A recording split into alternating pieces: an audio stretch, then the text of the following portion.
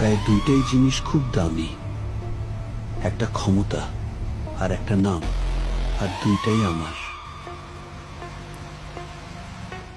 ঢাকা শহরকে কেউ চালায় না, ঢাকা শহরকে কন্ট্রোল করে, আর সেই কন্ট্রোলটা আমার হাতে।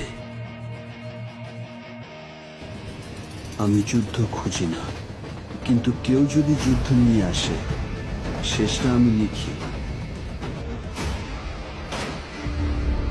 আমার গল্পটা শুরু হয়েছিল রাস্তায়, কিন্তু শেষ হবে সিংহাসনে।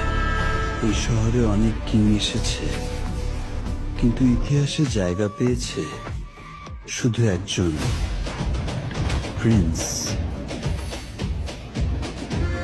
ঢাকার রাত জানে, যখন প্রিন্স নামে তখন খেলা বদলে যায়।